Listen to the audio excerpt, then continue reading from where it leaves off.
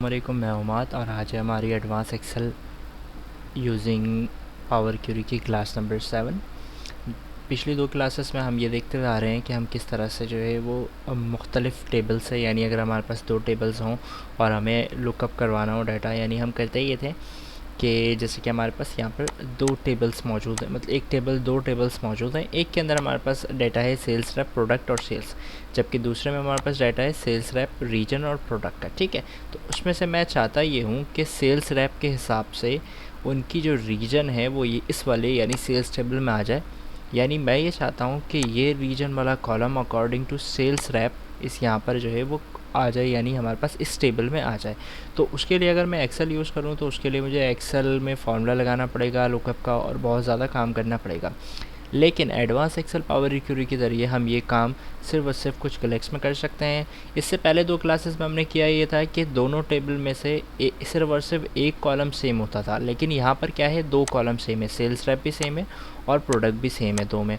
और मुझे करना ये है कि ये रीजन वाला जो कॉलम है मुझे इस वाले टेबल में लाकर रखना है अकॉर्डिंग टू सेल्स रैप। तो ये काम किस तरह से होगा, चलिए देखते हैं।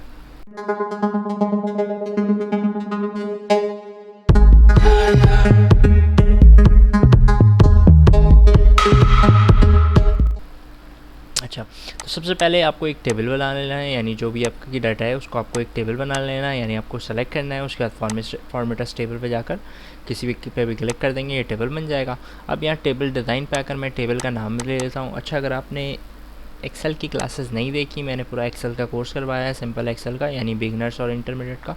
अगर आपने वो नहीं देखा तो कमेंट में लिंक, डिस्क्रिप्शन में लिंक है, आप जाकर वो कोर्स देख सकते हैं। तो फॉर एग्ज़ाम्पल मैंने इसका नाम रख दिया सेल्स टेबल, और सॉरी स्पेस नहीं आएगा, इस टेबल का नाम मैं रख दिया सेल्स टैब। और इस वाले टेबल को मैंने सेलेक्ट किया, इसको भी टेबल बनाकर इसका नाम मैं रख देता हूँ लुकअप टैब। ठीक है, अब आपको करना ये है कि आपको जाना है अपने मतलब सेलेक्ट करना है अपने टेबल से किसी भी एक सेल को सेलेक्ट कर लें। उसके बाद आप जाएंगे डाटा पे। डाटा पे जाने के बाद आपको करना ये है कि यहाँ से फ्रॉम रेंज यानी फ्रॉम टेबल रेंज सेलेक्ट करना है। जैसे ही आप इस पर क्लिक करेंगे, ये सिंपल और सिंपल पावर क्यूरी के अंदर आपके टेबल को लोड करेगा कुछ इस तरह से। ठीक है, अच्छा अभी आपको करना क्या है, अभी आपको करना ये है, ये तो अभी सिंपल इसने क्या किया, ये आपकी ये वाली जो एक टेबल थी इसको उठाकर इसने यहाँ पर ला दिया। ठीक है, पावर क्यूरी के अंदर। तो अब आप करेंगे ये सिंपल, ये हमारे पास आ गया। अभी हम कुछ नहीं कर रहे हैं, हम सिंपल जा रहे हैं क्लोज एंड लोड पे और यहाँ पर हम क्लिक करेंगे क्लोज एंड लोड 2 पे। ठीक है, जैसे आप क्लोज एंड लोड 2 पे क्लिक करेंगे, आपके पास यहाँ पर ऑप्शन आएगा कि आपको एक टेबल बनाना है, पाइवट टेबल बनाना है या सिर्फ कनेक्शन बनाना है। तो मैं आपको ये कह रहा हूँ कि आप सिर्फ ओनली क्रिएट कनेक्शन करेंगे ताकि ये ज़्यादा लोड नहीं पड़े एक्सेल पे। ठीक है, ये सिर्फ और सिर्फ कनेक्शन बनाएगा इस वाली शीट से, यानी ये जो डाटा वाली शीट है इससे, और इस पर ज़्यादा लोड नहीं बनाएगा, यानी एक न्यू शीट बनाकर उसमें टेबल नहीं आएगा, बल्कि सिर्फ और सिर्फ कनेक्शन बना देगा क्यूरी का इस वाले टेबल से। यहाँ पर आप करेंगे ओके। जैसे ही आप ओके करेंगे सिंपल, यहाँ पर आपको राइट हैंड साइड पे दिखेगा कि यहाँ पर सेल्स टैब पे इसने एक क्यूरी बना दी। उसके बाद सेम काम हम करेंगे, यहीं इस पर क्लिक करेंगे, दोबारा आप जाएंगे सिंपल यहाँ पर फ्रंट टेबल पे।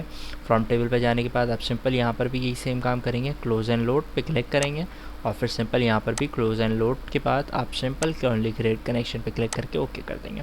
तो आपको दिखेगा कि आपकी जो दोनों टेबल हैं वो सिंपल और सिंपल यहाँ पर आ चुकी हैं, एक टेबल एरी एक टेबल एयर। अब आपको करना ये है, आपको दोबारा जाना है डाटा पे और फिर आपको यहाँ से जाना है गेट डाटा और यहाँ से नीचे ऑप्शन आपके पास आएगा कंबाइन क्यूरीज़ का। यहाँ से आप कंबाइन क्यूरीज़ पे जाकर इसको कर देंगे मर्ज। जैसे ही आप इस पर मर्ज पे क्लिक करेंगे, आपके पास पावर क्यूरी का एडिटर कुछ इस तरह से ऑन होगा और फिर आपको करना ये है सिंपल, आपको सबसे पहले ऊपर जो आपकी मेन टेबल है उसको सेलेक्ट करना है, यानी मेरी सेल्स टेबल। जैसे मैंने इसको सेलेक्ट किया, यहाँ पर हमारे सेल्स टेबल आ गया। नीचे की तरफ आप सेलेक्ट करेंगे अपनी दूसरी लुकअप टेबल, जिसमें से आपको डाटा उठा कर लाना है ऊपर वाली टेबल में। तो ये लुकअप टेबल मैंने सेलेक्ट कर लिया। क्लियर। अब हमें वो चीज़ें से वो कॉलम सेलेक्ट करने हैं जो दोनों में सेम है। देखिए दोनों में दो कॉलम सेम है, एक है सेल्स रैप और एक है प्रोडक्ट। ठीक है, तो आपको पहले सेल्स रैप और प्रोडक्ट किस तरह से सेलेक्ट होगा, देखिए अगर मैंने सेल्स रैप सेलेक्ट किया ये हो गया, लेकिन प्रोडक्ट दोबारा सेलेक्ट करूँगा तो वो हट जाएगा। तो आपको करना ये है, सेल्स रैप सेलेक्ट करना है, कंट्रोल दबाकर दूसरे वाले को सेलेक्ट करना है। अच्छा, जैसे ही मैंने इन दोनों को सेलेक्ट किया, आपको यहाँ दिख रहा होगा ये 1 और ये 2 आ रहा है। तो आप मतलब अगर आपके पास ज़्यादा सेम कॉलम है, आप ज़्यादा को भी कर सकते हैं, 2 3 4 5 10 सबको आप कर सकते हैं। कंट्रोल दबाकर सेलेक्ट करेंगे और जिस ऑर्डर में आप ऊपर वाली टेबल को कॉलम को सेलेक्ट करेंगे उसी ऑर्डर में आपको इसको करना होगा। ऐसा नहीं कि आपने पहले सेल्स रेप सेलेक्ट किया, प्रोडक्ट दूसरा प्रोडक्ट सेलेक्ट किया, यानी 1 ये 2 आ रहा है और आपने फिर ये 1 कर दिया और फिर ये 2 कर दिया, तो ये गलत हो जाएगा। ठीक है, तो आपको बिल्कुल तरतीब से ही सेलेक्ट करना है। यानी अगर आपने पहले यहाँ पर सेल्स रेप सेलेक्ट किया था तो यहाँ पर भी आप पहले सेल्स रेप सेलेक्ट करेंगे, फिर कंट्रोल दबाकर आप दूसरी जो मैचिंग टेबल होगी वो सेलेक्ट कर लेंगे। उसके बाद जो हम करते हैं आ रहे हैं लेफ़्ट ऑर्डर ज्वाइन, हम सिंपल वही करेंगे। यहाँ से हम कर देंगे ओके।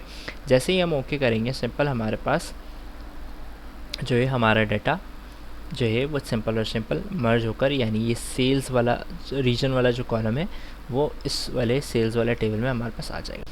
फिर हम जिस ऑर्डर में इसको सेलेक्ट करेंगे उस ऑर्डर में इसको भी सेलेक्ट करेंगे और सिंपल हम यहाँ से लेफ़्ट ऑर्डर ज्वाइन करके यहाँ से ओके कर देंगे। जैसे ही हम ओके करेंगे यहाँ पर हमारे पास टेबल सेलेक्ट करने का ऑप्शन आ जाएगा कि आपको उस टेबल में से कितनी चीज़ें चाहिए। आप यहाँ क्लिक करेंगे, जैसे हम पहले करते हैं यूज़ ओरिजिनल कॉलम से टिक हटा देंगे। प्रोडक्ट और सेल्स को मैं टिक हटा रहा हूँ क्योंकि मुझे सिर्फ यहाँ रीजन का कॉलम चाहिए, तो मैंने रीजन के कॉलम पे टिक लगाया और यहाँ से ओके कर दिया। सिंपल और सिंपल आपके पास अकॉर्डिंग टू सेल्स रैप जिस तरह से रीजन आ रहे थे वो यहाँ पर आ जाएंगे।